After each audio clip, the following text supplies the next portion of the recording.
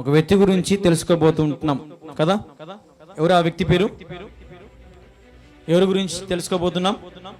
గిద్యోను గురించి మనం నేడు తెలుసుకోబోతుంటున్నాం. గిడియోన్. ఈ గిద్యోను ఎవరు? ఈ గిద్యోను ఎవరు?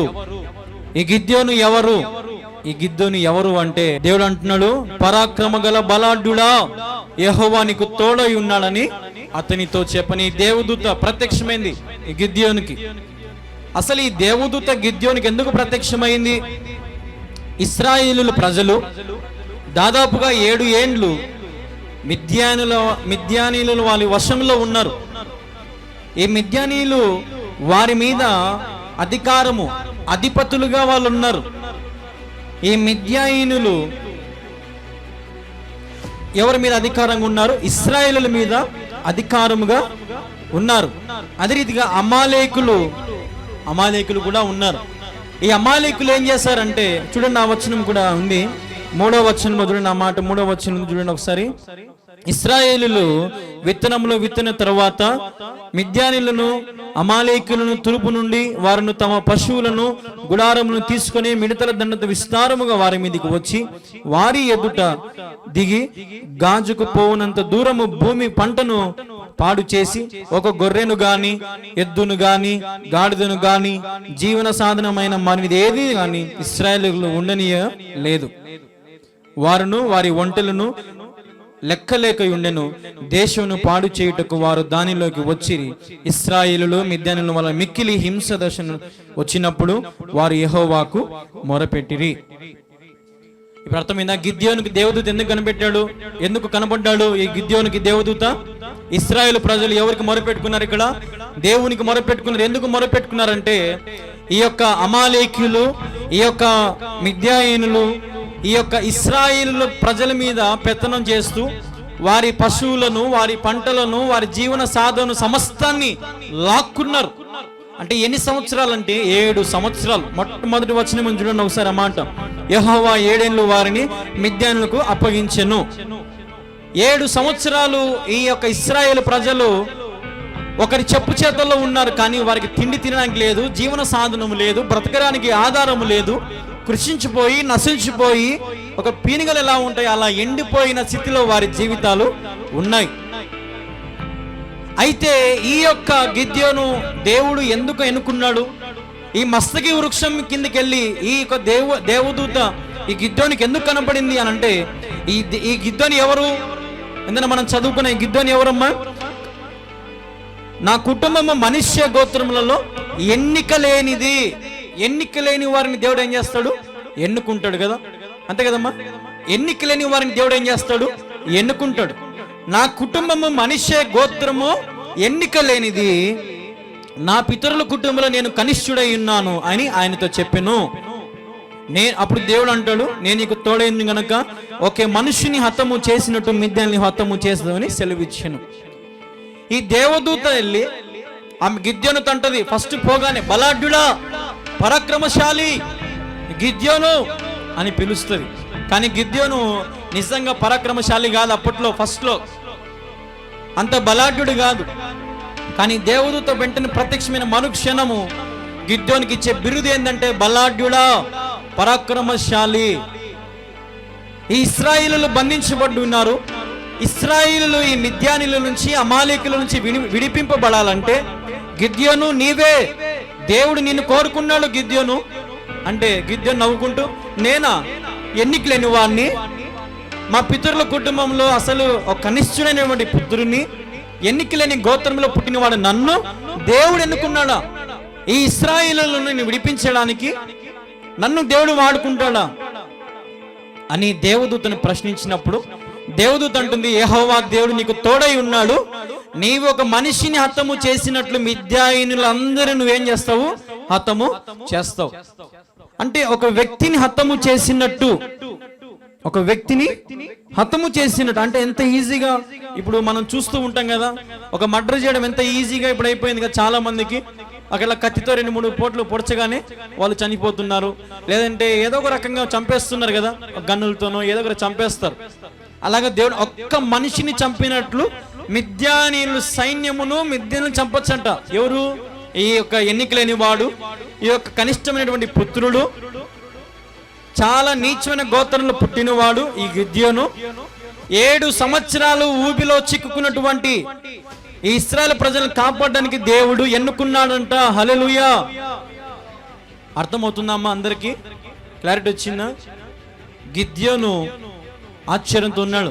సరే, నేను దేవుడు చెప్పినట్టు దేవుని పని నేను చేస్తాను, కానీ నాకు ఒక సూచన క్రియమను, ఖచ్చితంగా నేనే గెలుస్తాను అని నాకు ఒక ముందే చెప్పమని దేవుడు. నేను యుద్ధం చేయను ఇప్పుడే, కానీ నాకు దేవుడు ముందే చెప్పాలా నేను గెలిచినట్టు, నాకు దేవుడు ముందే చూపించాలా అని చెప్పినప్పుడు ఆ కిందంతా మనం గమనిస్తే దేవుడు కొన్ని సూచన క్రియలు చేస్తాడు. ఒక గొర్రె బొచ్చుని తెచ్చి భూమి మీద పెట్టి, ప్రభా ఈ బొచ్చు తప్పక చుట్టూ భూమి ఎంత తడిచాలా అంటే దేవుడు అంటాడు సరే అలాగే అంటే చుట్టూ భూమి ఎంత తడిచింటది, బొచ్చు మాత్రం గొర్రె బొచ్చు మాత్రము తడసదు. అది మొదటిది. రెండవది ఏంటంటే ప్రభా చుట్టూ భూమి తడచాలి కానీ గొర్రె బొచ్చు మాత్రం తడవకూడదు, అంటే గొర్రె బొచ్చు ఒక్కటి తడవాలంటాడు. చుట్టూ భూమి తడవద్దు కానీ గొర్రెబొచ్చు ఒక్కటే తడవాలంటాడు, గొర్రెబొచ్చు ఒక్కటే తడుస్తుంది. ఈ 2 సూచన క్రియలు చేస్తాడు గిద్యోను కోసం. దేవుడు తన స్వరూపంతో తన శక్తితో దేవుడి 2 సూచన గిద్యోనికి మైండ్ బ్లాక్ అయ్యి, ఓకే ప్రభు ఇంకా విజయము నాదే, ఈ ఎన్నికలేని వాడిని మిద్యానీయులను చంపేంత అధికారము నాకు ఇచ్చిన దేవుడవు నీకు స్తోత్రం అని చెప్పి రెడీగా వెళ్తాడు. దాదాపుగా 30,000 మంది సైన్యం. ఇశ్రాయేలు ప్రజలు బాగా శ్రద్ధగా వినండి, ఎక్సలెంట్ వర్తమానం. ఇశ్రాయేలు సైన్యము దాదాపుగా 30,000 మంది. 30,000 మందిని గిద్యోను అడుగుతాడు, నేను అమాలేకుల మీదికి అదే రీతిగా మిద్యానుల మీదికి యుద్ధానికి వెళ్తున్నాను, ఎవరెవరు వస్తారు రండి, రానుల వారు మీ గృహాలకు సంతోషం వెళ్ళిపోండి అన్నప్పుడు ఆ 30,000 మందిలో 20,000 మంది వెనక్కి వెళ్ళిపోతారు. ఎంతమంది? 20,000 మంది వెనక్కిపోతారు ఒకటేసారి, అంత ఇంత కాదు. ఆ 10,000 మంది మిగిలితే ఆ 10,000 మందికి ఈ యొక్క గిద్యోను వాళ్ళకి పరీక్షలు పెట్టి వారికి అన్ని తిప్పలు పెట్టి అన్ని చేస్తే ఆ 10,000 మందిలో గిద్యోను కేవలము 300 మందిని ఎన్నుకుంటాడు అంతే. ఎంతమందిని? 300 మందిని. 30,000 మంది నుంచి ఎంతమందికి అయ్యారు ఇప్పుడు? 30,000 మంది. క్షమించండి, 30,000 మంది నుంచి 300 మందికి అయ్యారు. ఈ ఇశ్రాయేలు సైన్యము ఈ గిద్యోను వీళ్ళందరినీ పట్టుకొని 300 మంది ఏర్పాటు చేసుకుని రెడీగా ఉన్నారు ఇంకా సైన్యం యుద్ధానికి వెళ్ళడానికి. అటుపక్క చూద్దామా, 135,000 మంది బహు బలమైనటువంటి సైన్యం, ఆయుధాలు ఎన్నో ఉన్నాయి, ఖడ్గాలు, డాలులు ఎన్ని ఉన్నాయి, కవచాలు ఎన్ని ఉన్నాయో అసలు వాళ్ళ దగ్గర. అప్పట్లో ఎంతమంది సైన్యము, వాళ్ళు ఎదురుగా శత్రుపక్షం ఎంతమంది అంటే 135,000 మంది సైన్యం ఉంది. ఇటు పక్క ఇది ఎంతమంది అమ్మా? 300 మంది. అంటే ఈ 300 మంది వాడిని ఎక్కిరించినట్టుంది కదా. కానీ 135,000 మందిని దేవుడు ఏమన్నాడు ఇక్కడ? ఒక్క మనిషిని చంపినట్టు గిద్యోను నువ్వు వారిని చంపుతావు అన్నాడు. హల్లెలూయా. ఒక్క మనిషిని చంపినట్టు అంట. ఎంతమందిని? 135,000 మందిని దేవుడు ఒక్క మనిషితో పోల్చాడు. దేవునికి అసాధ్యమా? దేవుడు చేయలేడా? దేవుని వలన అవదా? దేవుడు గిద్యోనికి జ్ఞానం ఇచ్చాడు. గిద్యోను ఎలా చంపాడో మీకు తెలుసా? గిద్యోను కేవలం మూడు ఆయుధాలను వాడుకున్నాడు అనుకుందాం. మొదటి ఆయుధం ఏంటంటే కుండలు చేతులకి ఇచ్చాడు. కుండలను ఈ 300 మందికి ఇచ్చాడు కుండలు. అదే రీతిగా రెండవ ఆయుధం ఏంటంటే దివిటీలు. దివిటీలు ఏంటంటే మనం చేతితో పట్టుకొని ఉంటాయి కదా దివిటీలు, అంటే మంట వస్తూ ఉంటది, అలాంటి దివిటీలు. రెండవది ఏంటి? దివిటీలు. రెండవది దివిటీలను పట్టుకొని ఉంటాడు. మూడవది ఏంటంటే బూరలు పట్టుకు. వీళ్ళ దగ్గర కత్తులు లేవు, కటారు లేవు, ఏం లేవు ప్రస్తుతానికి. ముందు ఈ 3 ఉన్నాయి. ఈ 3 సైన్యానికి అప్పగిచ్చాడు. కుండలు, రెండవది ఏంటి? దివిటీలు, మూడవది ఏంటి? బూరలు.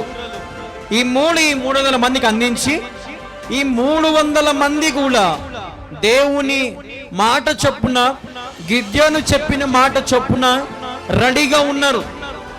గిద్యోను చెప్తాడు ఇప్పుడు ఈ 300 మందికి, ఇశ్రాయేలు సైన్యమా, నా సైన్యమా, ఇప్పుడు ఈ 135,000 మంది సైన్యం, అమాలేకీలు, మిద్యాను సైన్యం అంతా వాళ్ళ స్థావరాలు ఇక్కడ ఉన్నాయి.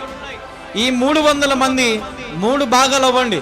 100 మంది ఒకవైపు, 100 మంది ఒకవైపు, 100 మంది ఒకవైపు రండి. మొత్తం 300 మంది నుంచోండి. నేను చెప్పినప్పుడు మీరు ఈ పని చేయండి అన్నాడు. ఏం పని తెలుసా? ఈ 135,000 మంది వాళ్ళ దగ్గర ఎన్ని ఉన్నాయి ఆయుధాలు, కానీ గిద్యోను ఒక సిగ్నల్ ఇవ్వగానే అందరూ ఏం చేస్తారంటే కుండలు వలగొట్టారు. కుండలు పలగొట్టి, ఎంత వెరైటీ కదా! కుండలు పలగొడితే సైన్యం భయపడుతుందమ్మా. కుండలు అందరూ పలగొడుతున్నారు, చేత దివిటీలు పట్టుకున్నారు, బూరలు ఊపుతూనే ఉన్నారు. ఈ 300 మంది ఒకటేసారి.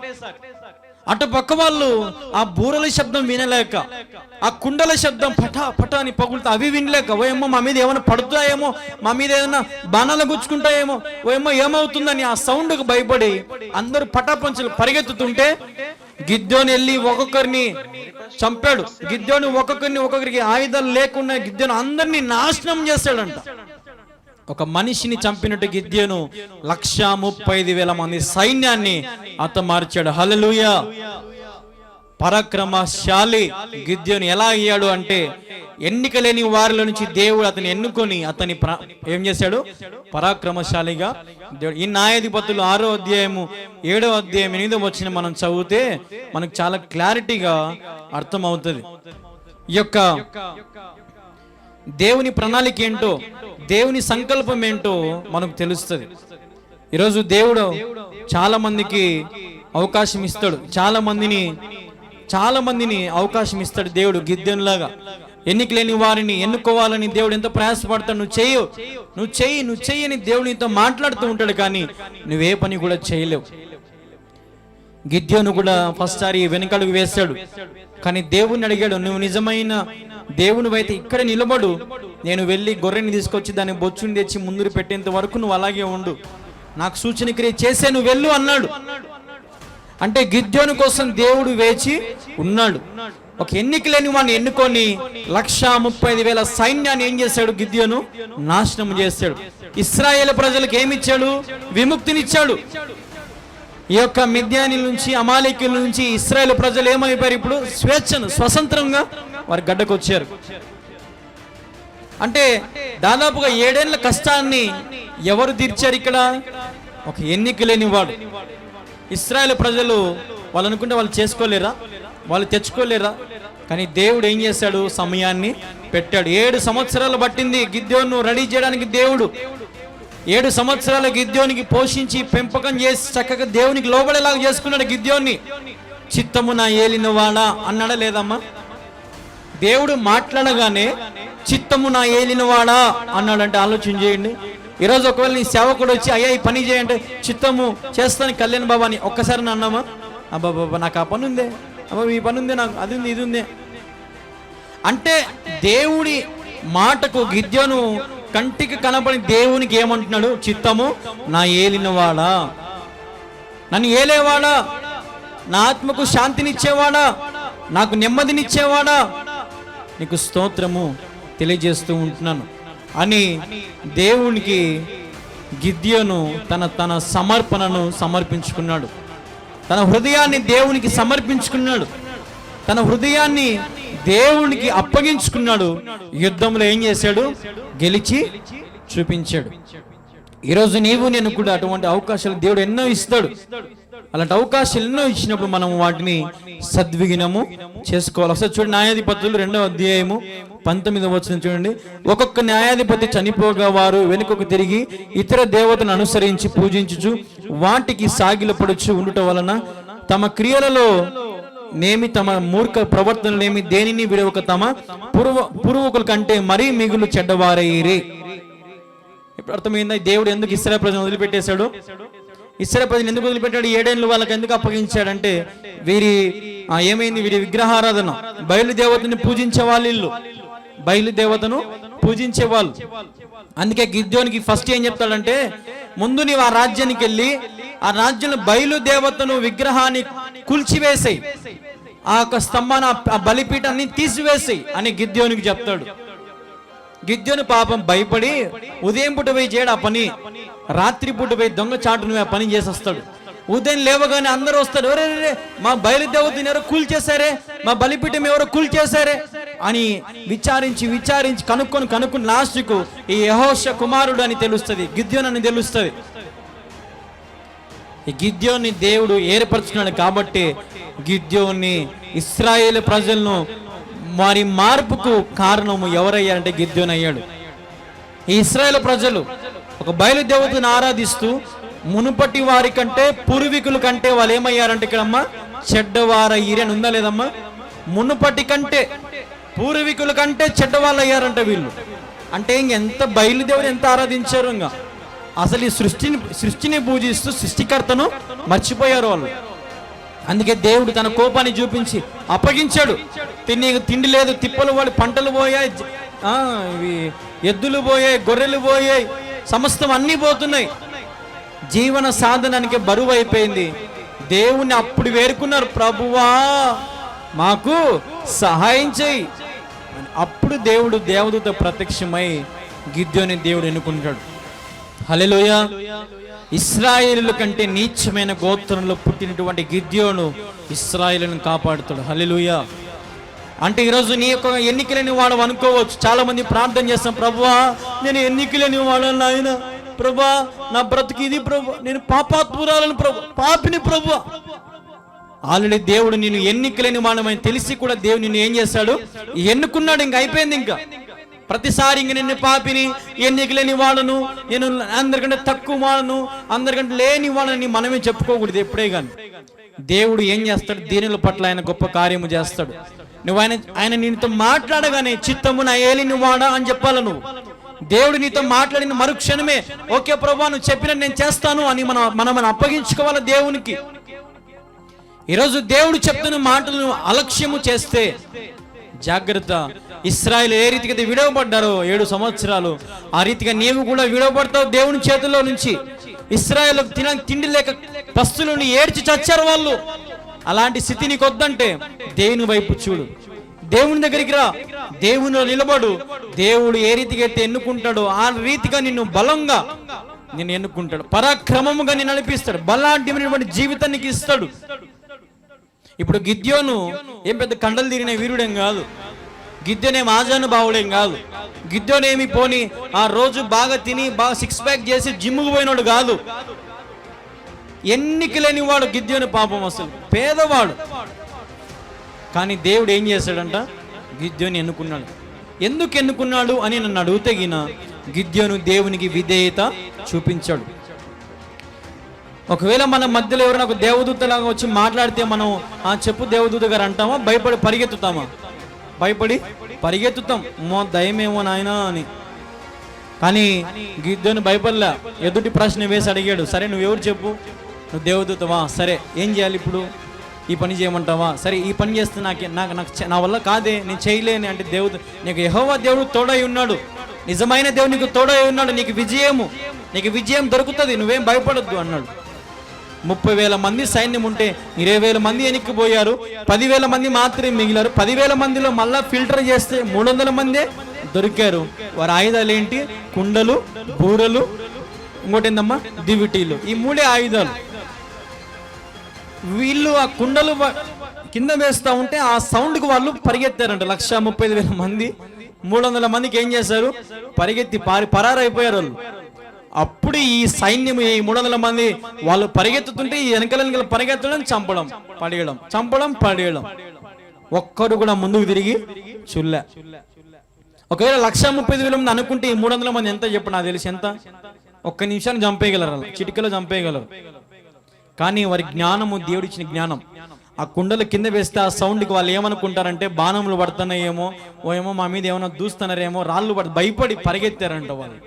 అంటే దేవుడిచ్చిన జ్ఞానం. ఎప్పుడైతే నువ్వు విధేయత చూపిస్తావో, ఎప్పుడైతే నువ్వు దేవుని చిత్తము అంగీకరిస్తావో, ఎప్పుడైతే దేవుని యొక్క ప్రణాళికను నెరవేరుస్తావో, దేవుడు నీ జీవితంలో గొప్ప కార్యము జరిగించడానికి ఆయన సిద్ధంగా. ఎన్నికలేని వారు ఎన్నుకునే దేవుడు. ప్రియమైన సహోదరి, ప్రియమైన సహోదరుడా, ఈరోజు దేవుని వైపు చూస్తూ దేవుడు నన్ను ఎన్నుకోవట్లేదు, దేవుడు నన్ను వాడుకోవట్లేదు, దేవుడు నన్ను పక్కన పెడుతున్నాడు అని అనుకుంటున్నావేమో, జాగ్రత్త. దేవుడు తగిన సమయంలో తగిన రీతిగా నిన్ను దేవుడు ఏం చేస్తాడు, హెచ్చిస్తాడు. ఆ సమయం కోసం ఎదురు చూడు. సమయం కోసం ఎదురు చూసేవాడు ఖచ్చితంగా ఏదో ఒక రోజున ఉన్నత స్థితిలో ఉంటాడు. హల్లెలూయా. ఎదురు చూడాలా, ఏ దానికైనా సరే తొందరపాటు నిర్ణయాలు వద్దు, ఎదురు చూడాల. ఒక విజయం రావాలంటే, మన పేరు చరిత్రలో మిగిలిపోవాలంటే మనం వేచి ఉండాలి. మనం వేచి ఉండి ఓర్పు కలిగి విధేయత కలిగి దేవుడు చెప్పిన రీతిగా మనం బ్రతికితే మన స్థితిగతులు, మన పునాదులు దేవుడు మార్చి దేవుడు తన సొంత ఆరాధ దైవాన్ని ఆరాధించే రీతిగా మనం చేస్తాడు. ఇప్పుడు ఇశ్రాయేలు ప్రజలు బయలుదేవతను పూజించి దానిలో ఏముంది అనుకున్నారు? అబ్బాబో శక్తి ఉంది, మాకు అది ఉంది, ఇది ఉంది, మాకు అన్ని ఇస్తుంది దేవత. ఈ దేవత నిజమైన దేవుడు యేసు ప్రభు కాదు, యెహోవా దేవుడు కాదు, పరిశుద్ధ దేవుడు కానీ బయలుదేవుని పూజించి పూజించి పూజించి పెడితే దేవుడు ఒక్కసారి వారి చేయి విడిచిపెట్టాడు. విడిచిపెట్టగానే తిండి లేదు, తిప్పలు లేవు, పాపం ఏమి లేవు. ఇంకా పూర్తిగా బీదవారు దీన దశలోకి వచ్చేసారు. మిడతల దండు వచ్చినట్టు ఏం చేశారంటే వాళ్ళు ఆక్రమించుకున్నారంట. మిడతల దండు వస్తే ఎలా ఉంటుందమ్మా? ఒకసారి ఏదో ఈ మధ్య ఇటీవల న్యూస్లో కూడా వచ్చింది, మిడతల దండు వస్తుంది పైన నుంచి అని, జాగ్రత్త మీ పంట పొలాలు కాపాడుకోండి, మిడతల దండు వస్తే అని అంటారు కదా. అంటే అలాగా మిడతల దండలాగా ఆ ఇశ్రాయేలు ప్రజలు ఏం చేశారు? వాళ్ళు తిని పక్కన పెట్టేశారు. ఇంకో వాళ్ళ దగ్గర ఇంకేమి లేదు, పాపం సమస్తాన్ని నాశనం చేశారు. జాగ్రత్త, దేవుని కోపం తెప్పించు, దేవుని ఉగ్రరూపం చూడు, దేవునికి ఇచ్చే సమయం దేవుని వైపు చూస్తూ దేవుని మాటలు వినాలని ఆశ కలిగి ఉండు. దేవుని పరిస్థితులు దేవుని వైపు ఉండి నీకు విజయం ఇవ్వాలని దేవుడు ఎల్లవేళలా ప్రయాసపడతాడు తెలుసా. దేవుని కోసం ఎదురు చూద్దాం. ఈ గిద్యోను కూడా అంతే, దేవుని కోసం ఎదురు చూశాడు. దేవుడు ఒక సమయం ఇచ్చాడు, దేవుడు అతన్ని ఎన్నుకున్నాడు. ఒకవేళ నిజంగా ఆ బయలుదేవతను పూజించుకోకుండా చాలా చక్కగా రోజు ప్రార్థన చేసుకునేవాడేమో, బాగా దేవుని వాక్యం చదువుకుంటూ దేవునికి లోబడి ఉండేవాడేమో. అందుకే కదా దేవుడు తనను ఎన్నుకున్నాడు. ఈరోజు నీకున్న ఏమి ఉన్నా లేకున్నా, నువ్వు ఒకవేళ చెట్టు కింద కూర్చున్న దానిపైన నీ గుడిసె ఉన్నా, ఇల్లున్నా, ఏది ఉన్నా, ఏమి లేకున్నా, ఉన్న చోటున ఎప్పుడు దేవుణ్ణి మహిమపరచు, ఉన్న చోటున ఎప్పుడు దేవుని ఆరాధించు. దేవుడు చేసే కార్యములు నీ కంటికి కనపడవు, కానీ ఎదుటి వారి కన్నులు తెరిచేలాగా దేవుడు చేస్తాడు. ఏం బ్రతుకురా వీనిది అనే నోటితోనే దేవుడు ఏం చేపిస్తాడు? అబ్బా ఏం బ్రతుకురా వీనిది అనే రీతిగా దేవుడు మారుస్తాడు. హల్లెలూయా. ఈరోజు ఆ బ్రతుకు నీకు కావాలంటే నీ పరిస్థితులను చూసి వెనకడుగు వేయొద్దు, నీ యొక్క ఉన్న సమస్యలను చూసి వెనకడుగు వేయొద్దు, నీ శ్రమలు, నీకు ఉన్న ఆ శ్రమలు, అవమానాలు, వేదనలు బట్టి వెనకడుగు వేయొద్దు. దేవుని కోసం ఎన్ని వచ్చినా సరే నేను దేవుని కోసము ముందే ఉంటానని ముందుకు రావాలి. గిద్దెను భయపడి వణికిపోయాడు, ఓయమ్మో నన్ను చంపేస్తారేమో, అనవసరంగా ఒప్పుకున్నాను భయపడ్డాడు. కానీ దేవుడు ఏమన్నాడు? యెహోవా నీకు తోడై ఉన్నాడు. నీకు తోడై ఉండాలంటే దేవుడు నీకు ఊరికినే దేవుడు తోడుగా ఉంటాడా? ఏం చేయాలా? నిన్ను నువ్వు ఆయనకు సమర్పించుకోవాలి. ఆయన ఒక్క మాట చెప్తే చాలు, నీ జీవితం మారిపోతుంది. ఆయన ఒక్కసారి నీ వైపు చూస్తే చాలు. ఇప్పుడేం దేవుడు చిన్న ఉదాహరణ ఎంత గమనించండి. దారిలో పోతూ ఉంటే ఆయన చూసిన వాళ్ళందరూ ఏమయ్యారంట? స్వస్థతలు పొందుకున్నారు, అద్భుతాలు పొందుకున్నారు, ఆశ్చర్యాలు అద్భుతాలు చూశారు. ఆయన చెంగు తగిలిన వారు స్వస్థతలు పొందుకున్నారు. ఆయన చేయి పెడితే కనుచూపు వచ్చింది. ఆయన అంటే లేచారు. చనిపోయిన లాజరును లేపాడు, చనిపోయిన చిన్న పాపను లేపాడు. అంటే దేవుని సంకల్పం ఎన్నిక లేని వారిని, బాధపడే వారిని, శ్రమల్లో కూరుకుపోయిన వారిని, అవమానంలో ఉన్న వారిని దేవుడు ఎప్పుడు ఎన్నడూ విడిచిపెట్టినట్టు చరిత్రలో లేదు. ఆమేన్. ఈరోజు దేవుని నీ వైపు చూడాలంటే నీ బాధలను బట్టి నువ్వు కృంగిపోవద్దు. దేవుడు ఆల్రెడీ నీ కోసం కృంగిపోయాడని జ్ఞాపకం చేసుకో. దేవుడు నీ కోసం వాళ్ళు కృంగిపోయాడు. ఈరోజు నువ్వు అనుభవించేవని దేవుడు అలనాడే అనుభవించాడు, అలనాడే ఏడ్చాడు, అలనాడే రాత్రి పగులు తండ్రికి వేడుకున్నాడు దేవుడు. ఈరోజు దేవుని ఎన్నడూ కూడా తమాషా కూడా ఈయనేం దేవుడు రా అని కూడా అనకూడదు. మనం ఇన్నోళ్ళనైనా వాక్యాలను కూడా అనొద్దు. అమ్మా బోయాబే చర్చికి అని కూడా అనకూడదు. మనం అమ్మ చర్చికి వెళ్తాం వెళ్ళు అని పంపించాలి. వాక్యం వింటావా? విను. ఇప్పుడు వాక్యం వద్దులే, టీవీ పెట్టు, పలానా ప్రోగ్రాం వస్తుంది, పలానా సీరియల్ వస్తుంది అన్నావా, నీ బిడ్డలు కూడా రేపు ఇదే స్థితి నీకు ఉంటుంది. గుర్తుపెట్టుకో. ఈరోజు ఒకవేళ నీ టైం జరగచ్చు అనుకుంటున్నావేమో, కానీ ఏదో ఒక రోజు నీవు దేవుని కోరుకుంటావు, ప్రభువా నాకు టైం ఇచ్చావు కానీ నీకు టైం ఇవ్వలేకపోయాను, నన్నేమో ఇప్పుడు విడిచిపెట్టావు, నాకు తినడానికి కూడా తిప్పలేదు ప్రభువా అని దేవుని వేడుకుంటావు. ఆ సమయం ముసిల్లాను అయ్యాక అప్పుడు ఎవరు నీకు ముందుకు రారు, ఎవరు నీకు ఒక సహాయం కూడా చేయరు. అన్నీ ఉన్నప్పుడే దేవుని దగ్గరికి రా. అణిగి ఉండు, తగ్గించుకొని ఉండు, దీనుడుగా ఉండు. దేవుడు చెప్పిన మాటలకు లోబడి దేవుడు చెప్పిన మాదిరిని నువ్వు పాటిస్తే గిద్యోను ఎన్నుకునే దేవుడు నేను ఎన్నుకోడా? గిద్యోను వాడుకునే దేవుడు నిన్ను వాడుకోడా? ఈరోజు దేవుడు మనం అందరం ఎన్నికలేని వారమని తెలిసి లోకానికి వచ్చి దిగంబరుడుగా వచ్చి ఆయన దిగంబరుడుగా పోయాడు. యేసుప్రభు ఏమైనా బంగారు నగలు వస్త్రాల కోసం ఏమైనా పోరాడాడమ్మా? దేవుడు ఏమైనా అధికారం కోసం పోరాడా? దేవుడు ఏమైనా ఉద్యోగం చేస్తాను అన్నాడా? దేవుడు ఏమన్నా నేను పెళ్లి చేసుకుంటాను అన్నాడా? దేవుడు ఏమన్నా నేను పెళ్లి చేసుకుని నాకు పిల్లలు కావాలా, నా కుటుంబం బాగుపడతా అని అన్నాడా?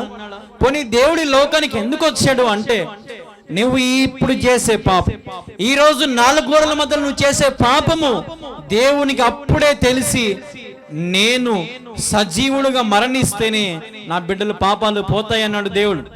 నీ పిల్లలు చేసే పాపాలు కూడా దేవుడు తుడిచివేస్తాడు. సంతోషపడు, ఆనందపడు, దేవుని సన్నిధికి రా, దీన మనస్సుతో రా, దేవుడు నిన్ను ఎత్తుకుంటాడు. ఈరోజు దేవుని వాక్యం అలక్ష్యం చేయొద్దు. ఎన్నో గొప్ప గొప్ప వర్తమానం మనం వింటున్న వాక్యాన్ని అనుసరిస్తే మంచిది. వాక్యపు వెలుగులో ఉంటే మనకు మంచిది. సమయం కోసం ప్రాకులాడొద్దు. సమయం దేవుడు మనకి ఎన్నో ఇస్తాడు, ఎన్నో మనకు చేస్తాడు. దేవుడు మళ్ళీ పోతే మళ్ళీ రాడు, ఆయన దాటిపోతే మళ్ళీ రాడు. యేసుప్రభు నీకు చెప్పాలనుకున్న మాటలకు నువ్వు చెప్పించుకోవాలంటే నువ్వేం చేయాలా? అన్నీ వదులుకొని దేవుని సన్నిధిలో కూర్చోవాలి. ఇప్పుడు ఉదాహరణకి కొన్ని పెళ్లిళ్ళకి పోతే పాస్టర్కి ఏం చెప్తారమ్మా? ఏం చెప్తారు? పెళ్లి కూతురు పెళ్లి కొడుకు 12:30కు వస్తారు. పెళ్లి ఎంతసేపటి చేయమంటారు? అర్ధ గంటగా చెప్పమంటారు. ఇంకా వాక్యములే పాటలే ఏం లేదు. టైం అంటే టైం 1కి ముగించేయాలి అంతే. ఇంకా 12:30 వరకు వీళ్ళు వివాహాలు ఎన్ని తిప్పలు పడి అక్షంతలు పూసుకొని పసుపులు పూసుకొని స్నానాలు చేసుకొని వీళ్ళు తతంగం అంతా చేసుకొని 12:30కు చర్చికి వచ్చి కూర్చొని పాస్టర్ పెళ్లి ఎంతసేపు చేయాలంటమ్మా? అర్ధ గంటకు చేయాలంట. ఒక వాక్యములే పాడులే. భార్య భర్తలను కలిపేటప్పుడు వాక్యం లేదు, ఏం లేదు. దక్షిణ ఇచ్చినామా, సర్టిఫికేట్ తీసుకున్నామా, తిన్నామా, పోయినా, అది పెళ్ళి అయిపోయింది. ఈరోజు ఎక్కడ కూడా ఏ విషయంలో కూడా దేవునికి చోటు ఇవ్వట్లేదు. తొందరపాటు, తొందరగా ముగించండి, తొందరగా చెయ్యండి, దేవునికి సమయము ఇవ్వలేకపోతున్నాం. ఈరోజు దేవుడు గిద్యోను ఎన్నుకున్నాడు. గిద్యోనికి ఒకవేళ ప్రభువా నాకు సమయం లేదులే, రేపు నాకు కానీ వేరే వాళ్ళని చూసుకోమన్నాడు. గిద్యోను ఏమన్నాడు? చిత్తము నా ఏలిన వాడా. గిద్యోను వెంటనే లోబడ్డాడు దేవుడు చెప్పిన మాటకి. నీవు లోబడకపోతే నష్టపోయేది నువ్వే.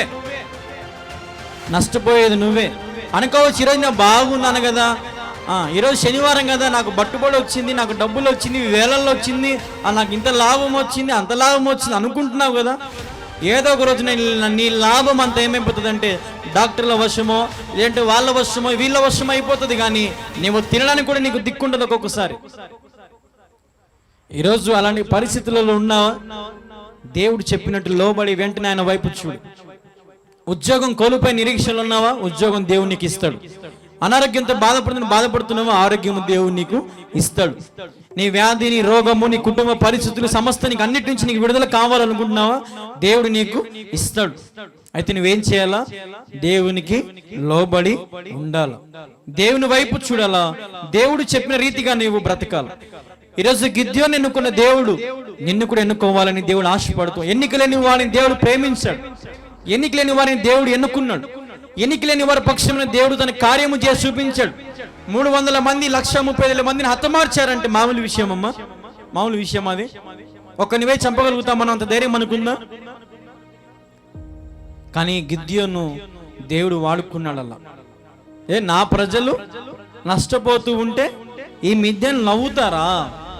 వీళ్ళు నవ్వుతారా? నా బిడ్డలు నష్టపోతా ఉంటే, తిండికి లేక తిప్పలు పడుతూ ఉంటే ఈ మిద్యాయినులు, ఈ యొక్క అమాలీకులు నవ్వుతారా? గిద్యోను చంపివాడే వాళ్ళని మళ్ళీ చూసుకుందాం ఏమన్నా, అంతే కదమ్మా. ఇంకా దేవుడు చెప్పింది వాళ్ళని బ్రతకనిలే, వాళ్ళ ఊరికి వాళ్ళని తరుము, వాళ్ళని దూరంగా పెట్టు, వేరే ఊరికి పోమ్మని చెప్పినాడు దేవుడు.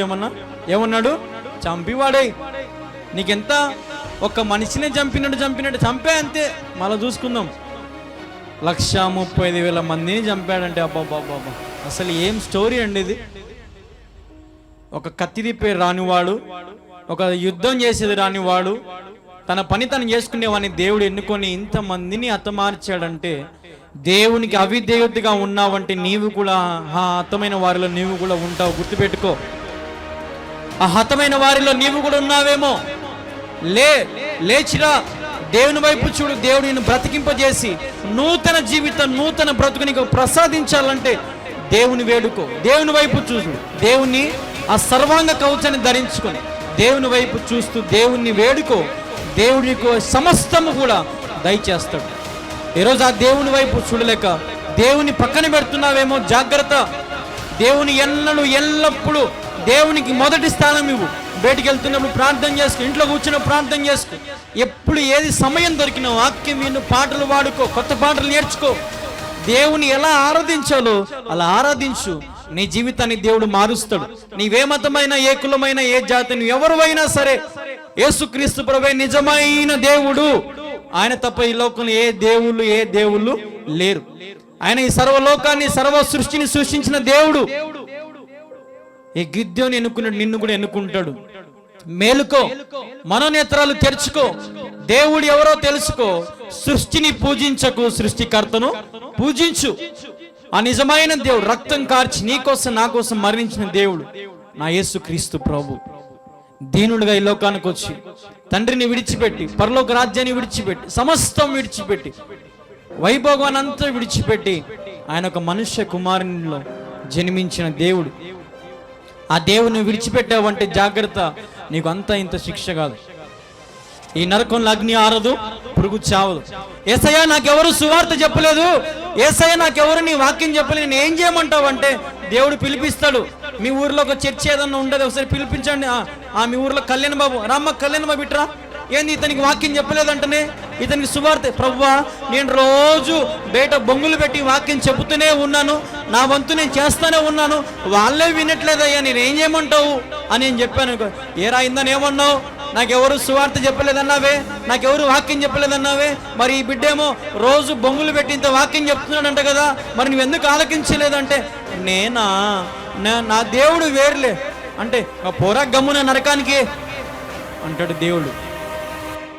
దేవుడు చెప్పిన మాటలు వింటే యేసు ప్రభు నిజమైన దేవుడు అంగీకరించు, మారు మనసు పొందు, రక్షణ పొందు, దేవుని వైపు చూడు, దేవుడు చేసే కార్యములు అనుభవించు. అనారోగ్యంతో ఉన్నావా, కుష్టి వ్యాధితో ఉన్నావా, క్యాన్సర్తో ఉన్నావా, హెచ్ఐవితో ఉన్నావా, పోనీ నీకు గుండె జబ్బు ఉందా, నీకు ఏది జబ్బు ఉన్నా సరే దేవుని దగ్గర మోకరించి ఉన్న చోట అడుగు. రాత్రి దేవుని స్వస్థపరిచి ఆయన ఏంటో చూపించగల దేవుడు నా దేవుడు. నువ్వు ఉన్న చోటును విశ్వాసముతో అడిగితే దేవునికి అసాధ్యమైనది ఏది లేదు. ఆయన కంటికి కనపడకపోవచ్చు, ఆయన ముఖస్వరూపం మీ ఇంట్లో లేకపోవచ్చు, బైబిల్ లేకపోవచ్చు, ఏది లేకపోవచ్చు. కేవలం మోకరించి ప్రభువా నేను పాపిని, నా పాపములు క్షమించి నాకు ఆరోగ్యము దయచేసి నాకు శక్తిని దయచేయని వేడుకుంటున్నాను తండ్రి, ఆమేన్ అంటే చాలు, దేవుడు నీకు సమస్తము ఇస్తాడు. హల్లెలూయా. ఎవరు అనుకుంటారండి? మన దేవుడు సజీవుడు, ఆరాధించే దేవుడు, ఆరాధనకు యోగ్యుడి దేవుడు, మహాగణుడు, 10,000 అతికాంక్షణుడు, ధవలవర్ణుడు, సుందరుడు. ఆయనకి ఎన్ని పేర్లున్నాయో, ఎన్ని నామాలు ఉన్నాయో మన దేవునికి. అటువంటి గొప్ప దేవుడు. ఒకరు తెలుగులో ఏమంటారు? యేసు ప్రభు అంటారు, ఇంగ్లీష్లో ఏమంటారు? జీసస్ క్రైస్ట్ అంటారు, హిందీలో ఏమంటారు? ఈశు మసీ అంటారు. అంటే నువ్వు దేవుని ఎలాగైనా పిలుచు, ఆయన పలికే రీతి మాత్రం నీవు ఆయన ప్రియుడా, నా ప్రియురాలా, నా కుమార్తె, నా కుమారుడా, నా వారసుడా, నా వారసురాలా అని అంటాడు. కానీ ఒరే పనోడా, ఒరే నీచబోడా, ఒరే తక్కువోడా, ఒరే అని దేవుడు ఎప్పుడు అన్నాడు. నువ్వు ఆయన ఎత్తుకుంటే ఆయన నేను ఎత్తుకుంటాడు. ఇంకా ప్రభా నేను పాదాలు పట్టుకుంటాను ప్రభా, నన్ను క్షమించాను అనుకుంటా. అరే రే బిడ్డ, నా పాదాలు ఎందుకు పట్టుకుంటావు? నేను ఎప్పుడో క్షమించాను. దేవుడు ఏం చేస్తాడు? వెంటనే కౌగిలించుకుంటాడు. చాలా మంది, కొంతమంది పెళ్ళిళ్ళకు మనం చూస్తే పెద్దలే, నా కాళ్ళు మొక్కలేదే, నేనేమి ఏం చేసినా, నా కాళ్ళు మొక్కు. కాళ్ళు మొక్కల నీకు ఏం చేస్తావు? నీ కాళ్ళు మొక్కాలి. చాలా మంది ఈ రీతిగా ఉన్నారు. కాళ్ళు మొక్కాలంటే పెళ్లి చేసుకునేటప్పుడు కాళ్ళు మొక్కాలంట. ఏందయ్యా, ఎక్కడుంది ఈ పద్ధతి? బైబిల్లో ఉంది ఎక్కడైనా? పెళ్ళిళ్ళు చేసుకునేటప్పుడు కానీ, ఏదైనా ఫంక్షన్ చేసుకుని కానీ, ఏది చేసినా కూడా సాంప్రదాయాలు చాలా ఉన్నాయి, మన నాటుకుపోయి ఉన్నాయి, పూర్వీకులు చేసినవి. అందుకే దేవుడు అన్నాడు కదా ఇక్కడ, పూర్వీకుల కంటే వాళ్ళు ఏమై ఉన్నారు? చెడ్డవారై ఉన్నారు. పూర్వీకుల కంటే. ఈరోజు మనం కూడా మన పూర్వీకులు, మన పితృకులు చెప్పిన దానికి ఎక్కువ చేస్తున్నామా లేదమ్మా? ఒకప్పుడు అందరు కలిసిమెలిసి సంతోషంగా ఉండేవారు. ఒకే ఇంట్లో ఒక 5-6 మంది అన్న తమ్ముళ్ళు ఒకే ఇంట్లో కూర్చోండి. ఈరోజు అలా ఉంటున్నారా? ఎన్ని పొయ్యిలయ్యాయి, ఎంతమంది మారిపోయారు. మా ఇల్లు మాది, మీ ఇల్లు మీది, మా వంట మాది, మీ వంట మీది, మీరెవరు నాకు తెలియదు, మీరెవరు నాకు తెలియదు. పెళ్ళికి కలుసుకుందాం, ఫంక్షన్లకు కలుసుకుందాం, అప్పుడు మా అన్న, మా తమ్ముడు, మా చెల్లెలు, మా అమ్మ అని అప్పుడు. అంతవరకు ఎవరో కష్టం వచ్చినా ఆదుకునేది లేదు, అప్పులు వచ్చి అడుక్కున్న ఆదుకునేది లేదు, ఏమీ లేదు. కానీ మన పితరులు అలా ఉన్నారా? ఒక గుడిసెలో ఉన్నా కూడా అన్నదమ్ములు అందరూ ఒకటే చోటు, అందరూ ఒకటే చోట తిని, పెద్దమ్మలు చిన్నమ్మలు పెద్ద అందరూ ఒకటే చోటు తినేవారు. Joint families. ఈరోజు అలా ఉన్నారా? చాలామంది అలా లేరు. అలాంటి పరిస్థితులు ఎక్కడ కనబడట్లే ఈరోజు. ఎందుకంటే దేవుని మీద విధేయత లేదు, దేవుని మీద ప్రేమ లేదు, దేవుని మీద ఆశ లేదు, దేవుని మీద అటువంటి తలంపు ఏది కూడా లేదు. సంపాదన, పేరు పేరు పేరు, మాకుల్ల మామతో మా చర్చి మా పాస్టర్, మా అమ్మ నేను చూసుకుంటా, నాయన నువ్వు చూసుకో, నాయన నేను చూసుకుంటా, అమ్మ నువ్వు చూసుకో. ఏంది ఇది పంచుకోవడం? ఒకవేళ అమ్మ నిన్ను కూడా అలాగ పంచుకుంటే, నీ బిడ్డ నువ్వు పెంచుకో అయ్యా అంటే నీకు పాలు ఎవడిచ్చేది? నాయన ఇస్తాడా నీకు పాలు? ఎవరిస్తారమ్మా? అమ్మ ఇవ్వాల్సిందే కదా. అంటే నీ పరిస్థితులు ఎలా ఉన్నాయి? ఈరోజేమో పంచుకుంటున్నాం, ఈరోజేమో వేరైపోయాం, పట్టనట్టున్నాం, దూరంగా ఉన్నాం. ఏం సాధిద్దామని ఈ లోకంలో? ఏమి సాధించలేవు. మనం బ్రతికేది 70 సంవత్సరాలే. గుర్తుపెట్టుకో, ఈ 70 సంవత్సరాలు మంచి పేరు తెచ్చుకో, సమాజానికి ఏదైనా ఒక సేవ చేయి, మంచి పని చేయి, నిలబడు, అందరి కోసం నిలబడి దేవుడు చెప్పినట్టుగా బ్రతుకు. ఆ బ్రతుకే నిజమైన బ్రతుకు. నీకోసం నువ్వు బ్రతుకే కాదు. చాలా మంది అంటారు, అబ్బా నేను ఎంత బాగా బ్రతికినాను తెలుసా, నా బ్రతుకు ఎవరు బ్రతకలే అంటారు. నీ బ్రతుకు నువ్వు చెప్పుకోవడం కాదు, నీ గురించి ఎదుటోళ్ళు చెప్పాలా. ఆయన బ్రతికాడు రా, ఇంత బాగా బ్రతికాడని. ఆయన ఇంటికి పోతే మాకు టీ ఇచ్చేవాడు, భోజనం పెట్టేవాడు, మమ్మల్ని ఇంత బాగా చూసుకునేవాడు, సొంత కొడుకులాగా చూసుకునేవాడు. మాకు ఆపద వచ్చినా, పెళ్ళిళ్ళన్నా, ఎన్ని ఫంక్షన్ అయినా మాకు డబ్బులు ఇచ్చి మాకు సహాయం చేసేవాడు. ఎంత మంచోడు ఆయన. దేవుని ఎప్పుడు మోకరించి ప్రార్థన చేసేవాడు, ఎప్పుడు మా కోసం ఎప్పుడు ప్రార్థనకి వెళ్ళేవాడు, బైబిల్ చదివేవాడు. అంటే మంచిదా? ఈయన పెద్ద మనిషి అయ్యా, పెద్ద తీర్పు చెప్తాడు, సినిమాలకు పోతాడు, అన్ని చేస్తాడు, ఫంక్షన్లకు పోతాడు, పెళ్లిళ్ళకి పోతాడు, అన్ని చేసి నీచంగా తాగుతాడు, తిరుగుతా. అంటే మంచిదమ్మా? అది బ్రతుక? ఇది బ్రతుక? ఏది బ్రతుకు? ఈరోజు నీ బ్రతుకు మంచిగా ఉంటే మంచోళ్ళని బయటోళ్ళు చెప్పాలి నీ గురించి. ఇప్పుడు ఎవరైనా ఒక వ్యక్తి మనకు మేలు చేసి చచ్చిపోతే మనం అతని గురించి ఎంతమందికి చెప్తాం కదా, నాకు అతను ఎంత బాగా మేలు చేశాడు, అతను చావుకు కాకుండా ఎవరికి పోవాలి, నేను అతని చావుకనే పోయి తన శవం అన్న మోస్తా అంటారు చాలా మంది. అవును కదా? ఈరోజు మన పరిస్థితులు, ఎన్నికలేని వాడిని ఎన్నుకున్న గిద్యోన్ని ఈరోజు నిన్ను కూడా ఎన్నుకోవాలంటే నీలో ఏముండాలంటే, లోకం కోసం జీవించద్దు, నీ కోసం నీవు జీవించద్దు, నీవు దేవుని కోసము జీవించు. దేవుని కోసం బ్రతికితే నీ పరిస్థితులను దేవుడు మార్చి ఆయన సరళముగా చేస్తాడు. ఇక నుంచి అయినా సరే, ప్రభా నేను నిన్నే ఆరాధిస్తాను, నిన్నే గణపరుస్తాను, నీకే స్తుతులు చెల్లిస్తాను, సత్యమైన వాక్యము కోసం ప్రయాసపడతాను, సత్యమైన బోధ వినాలని ఆశపడతాను. దేవుడా, ఇక నుంచి నేను చేసిన తప్పులను తెలుసుకొని నీ సన్నిధిలో చప్పట్లు కొట్టుకుంటూ ఆరాధించుకుని నేను స్తుతిస్తూ ఉంటానయ్యా అని పశ్చాత్తాపడితే దేవుడు నిన్ను ఎన్నుకుంటే నీకు విజయము విజయము విజయం. అంతే. ఇంకా నువ్వు వెనక తిరిగి చూసుకోవడం అవసరంలా. నీ జీవితం ముందుకే, నీ పయనము ముందుకే, నువ్వు వెనకడుగు వేయడము అవసరంలా. దేవుడు ఎక్కడైనా వెనుక తిరిగి చూసినట్టు ఉందమ్మా? దేవుడు ఒక స్త్రీకి చెప్తాడు, అమ్మా నువ్వు అలాగే ముందుకు పోతా ఉండి వెనక్కి తిరిగి చూడొద్దంటే ఆ స్త్రీ నమ్మకం వెనక్కి చూడ, ఆ స్త్రీ ఏమైపోతుంది? ఉప్పు స్తంభం అయిపోతుంది. అవునా కదా? అంటే దేవుని మాటకు లోబడకపోతే నువ్వు వెనక్కి తిరిగి చూడొద్దు అని చెప్పాడు. కానీ ఆ స్త్రీ వెనక్కి తిరిగి చూడగానే ఏమైపోయింది? ఉప్పు స్తంభం అయిపోయింది. దేవుడు చెప్పిన మాట తూచా తప్పకుండా పాటించాల. దేవుడు ఇది చెప్పలేదులే, అది చెప్పారులే అని లోతులు మర్మాలని తెలుసుకొని మనకి నచ్చినట్టుగా అన్ని మన బైబిల్ మనం మార్చుకుంటాం ఒక్కొక్కసారి. ఈరోజు అలాంటివి దేవుడు ఎప్పుడు అంగీకరించడు. దేవుడు చెప్పాడంటే నువ్వు ముందుకెళ్ళాలంటే నువ్వు ముందుకే వెళ్ళాలి, మళ్ళీ వెనక్కి తిరిగి నా ఇంకలు ఎవరైనా వస్తున్నారా లేదా అని ఎప్పుడు మనం చూసుకోవద్దు. దేవుడు చెప్పినాడంటే చేసి తీరుతాడు, ఆయన సహాయం చేస్తాడు, ఆయన ఎప్పుడు నిన్ను వదిలిపెట్టాడు. జాగ్రత్త. ఈరోజు దేవుని మాటలు విని దేవుని వైపు చూస్తూ దేవుని మన హృదయంలో చేర్చుకున్నాం. 300 మంది సైన్యము 130,000 మందిని హతమార్చింది. ఇక్కడ గిద్యోని గొప్పతనం కాదు. ఎవరి గొప్పతనం? దేవుని గొప్పతనం. దేవుని గొప్పతనం. దేవుడు అనుకుంటే ఒక్కనితో, ఉదాహరణకి దావీదు ఒక్కడే గొలియాతును హతమార్చాడు. ఒక్కనితో దేవుడు ఏదైనా చేయగలడు. ఒక్కడు కావాలి దేవునికి. ఈరోజు ఆ ఒక్కనిగా నేనయ్యా దేవుని సేవకు సమర్పించుకున్నా. ఒక యవనస్తునిగా, ఒక 25 సంవత్సరాల యవనస్తునిగా దేవుని కోసం ముందుకొచ్చి 500 మంది పట్టే మందిరాన్ని నిర్మిస్తున్నాం.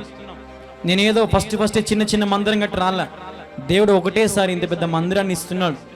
మనుషుల కోసం కాదు, దేవుని కోసం నిర్మించబడి దేవుడే కడుతున్నాడు దాన్ని. దేవుడే జన సమూహాన్ని పంపిస్తాడు. ఆమేన్. దేవుడే జనాలు నడిపిస్తాడు. ఈ గ్రామంలో దేవుని ఉజ్జీవము రగిలింపబడుతూ ఉంది ఆల్రెడీ. నా సేవ దాదాపుగా 2 సంవత్సరాలు కావస్తా ఉంది.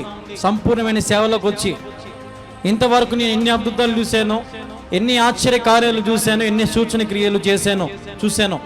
దేవుడు నేను ప్రార్థన చేస్తే స్వస్థ పొందుకుని చాలా మంది ఉన్నారు. నన్ను అడిగి మరి చాలా మంది ఫోన్లు చేసి కూడా ఈ ఊర్లో వాళ్ళే చాలా మంది ఫోన్లు చేసి కూడా ప్రార్థన చేసుకుంటారు. ఫంక్షన్ ఎందుకంటే నాలో ఉన్న దేవుడు సజీవుడు, నేను కాదు, నాలో ఉన్న దేవుడు వాళ్ళ కార్యము జరిగిస్తున్నాడనే విశ్వాసంతో వాళ్ళు ప్రార్థన చేసుకుంటారు, వేడుకుంటారు చాలా మంది. ఈరోజు ఎవరైనా సరే మీ కొరకు ప్రార్థించాలని ఆశపడుతున్నాను నేను. మీ సమస్యలు ఏవైనా సరే తెలియజేయండి, ఫోన్ చేయండి. మీకు తప్పకుండా నేను ప్రార్థన చేస్తాను. తప్పకుండా నా కుటుంబం, మేమందరం కుటుంబ ప్రార్థనలో మీ పేరెత్తి ప్రార్థన చేస్తాం. విశ్వాసంగా నిలబడండి, దేవుని కోసం స్థిరులుగా నిలబడండి. కదలొద్దు. ఒకవేళ ఒక స్తంభం ఉందనుకోండి, ఆ స్తంభం కింద ఒక రాయి పెట్టి, నీ స్తంభం అలా నువ్వు స్తంభం అనుకోండి, కింద రాయి మామూలు అనుకోండి, మామూలు ఒక రాయి ఉంది. ఆ రాయిని ఎవరైనా కొట్టారనుకో, నువ్వు భూమికి తాకూడదు. నువ్వు ఎంతసేపు ఆకాశానికే ఉండాలి. నా కింద రాయి పోయింది, నాకు సపోర్ట్ లేదని భూమికి అనుకున్నావంటే ఎవరు వశం అయిపోతావు? సైతాను వశం అయిపోతావు. దేవుని వశం నువ్వు అయి ఉండాలంటే దేవునికి హత్తుకో. కింద దిగి చూడొద్దు, ఇంకా కింద చూడొద్దు, వెనక చూడొద్దు, ముందుకే చూడు. నీ పరిస్థితిని దేవుడు మార్చాలంటే దేవుని కోసం వేచి ఉండు. 7 సంవత్సరాల బట్టి ఇశ్రాయేలుకి విడుదల రావడానికి వారు చేసిన అతిక్రమణకి దేవుడు వారికి తగిన గుణపాఠం చెప్పి దేవుడు వారిని మార్చివేసి వారి పాప బంధకాల నుంచి దేవుడు వాళ్ళకి ఏమి ఇచ్చాడు? విడుదల ఇచ్చాడు.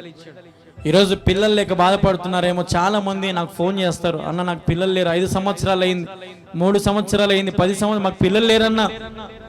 ప్రార్థన చేసుకోండి. 99 సంవత్సరాలకు శారాకి ఎవరిని ఇచ్చారు దేవుడు? అమ్మా గర్భఫలం మేలేదా అమ్మా? అంటే దేవుడు కార్యం ఎలా ఉంటుందంటే ఆయన ఊహించలేం మనం. దేవుడు ఎలా పుట్టాడు? ఒక పరిశుద్ధాత్మ ఆవరించుకుంటే యేసుప్రభు పుట్టాడు. దేవుడు ఎలాగైనా సరే నీ గర్భఫలం తెరుస్తాడు, వేచి ఉండు. నీ కొడుకును మారుస్తాడు. నీ కొడుకు తాగుబోతాయి ఉండొచ్చు, నీ భర్త తాగుబోతాయి ఉండొచ్చు, లేదంటే నీ కూతురు నీ మాట వినకపోయి ఉండొచ్చు, లేదంటే లోకసమైన ప్రేమలు లోకసమైన వాటి చిక్కుకొని ఉండొచ్చు, లేదంటే ఫోన్లు పిచ్చి, గేములు పిచ్చి, ఇవన్నీ ఉండొచ్చు. కానీ మొదటిగా నీవు ఎన్నుకో, మొదటిగా నువ్వు నిజమైన దేవుని ఎన్నుకొని దేవుని వేడుకో. నీ కుటుంబ పరిస్థితులని దేవుడు ఏం చేస్తాడు? విడుదల దయచేసి నీ కుటుంబాన్ని దేవుడు పైకి ఎత్తుతాడు. హల్లెలూయా. ఈరోజు దేవుడు నేను ఎన్నుకోవాలంటే మొట్టమొదటిగా నీవు ఆయనకు చిత్తము నా ఏలిన వాడా అని విధేయత కలిగి, దీన మనసు కలిగి దేవుని వేడుకో. ఈరోజు దేవుడు చెప్పిన రీతిగా, దేవుడు చెప్పినట్లుగా నువ్వు బ్రతికితే నీ జీవితానికి ఇంకా దాన్ని మించినది ఏది లేదు. దేవుడు చెప్పిన మాటలో నడుచు, దేవుడు చెప్పిన బాటలో నడుచు. నీకు ముళ్ళు కూడా గుచ్చుకోదు, తెలుసా? నీకు ముళ్ళు కూడా గుచ్చుకోదు. ఈ శాలంతా మొదట్లో కంపలను ఉన్నప్పుడు, ఈ కంపలు పీకేటప్పుడు, కంపలు పక్కనేసేటప్పుడు, ఈ కంపలు భూమిలో కూరుకుపోయినప్పుడు నేను అనుకున్నా, ఏంది ప్రభు ఇన్ని కంపలు ఉన్నాయే, అసలు ఇవన్నీ ఎప్పుడు తీస్తాం అనుకుంటే నాకు ఇప్పటికి నాకు ఇంతవరకు ఒక కంప కూడా గుచ్చుకోలే. అంటే దేవుని సహాయం అలా ఉంటుంది, ఏమి కూడా జరగకుండా చేస్తాడు దేవుడు. ఆయన నమ్ముకో. చిన్న చిన్న వాటిలో కూడా దేవుడు తన శక్తిని చూపిస్తాడు. చిన్న చిన్న వాటిల్లో ఆయన శక్తిని చూపిస్తాడు. ఆ రీతిగా దేవుని విశ్వాసం ఉంచి దేవుని వైపు చూస్తూ దేవుని వేడుకుందాం. మోకరించండి, ప్రార్థన చేసుకుందాం. మా ప్రియమైన యేసుక్రీస్తు ప్రభువా, నీకు వేలాది వందనములు స్తోత్రములు తెలియజేస్తున్నాం. నీ బిడ్డను దీవించి ఆశీర్వదించు. మంచి ఆరోగ్యము, శక్తి, బలమును దయచేయి. వాక్యానుసారంగా బ్రతికి వాక్యపు విలువను నాకు సహాయం చేయండి. చెప్పిన వాక్యాన్ని మనసులో పెట్టుకొని వాక్యపు అడుగుజాడలు నడిపించండి. ఆరోగ్యము, శక్తి, బలము నీ బిడ్డలకు దయచేయమని వేడుకుంటూ నీ కృప కనికరం నీ బిడ్డల మీద మెండుగా ఉంచి నీ సహాయం మెండుగా ఉంచి నీ ఆకాశ వాకిలు తెరిచి నీ బిడ్డలకు సహాయం దయచేయమని వేడుకుంటూ ప్రభు వచ్చిన ప్రతి బిడ్డను పేరు పేరున దీవించి ఆశీర్వదించమని వేడుకుంటూ మమ్మల్ని మేము తగ్గించుకుంటూ మీ నామాన్ని హెచ్చిస్తూ యేసుక్రీస్తు నామములో ప్రార్థించి స్తుతించి అడిగి వేడుకుంటున్నాము తండ్రి, ఆమేన్.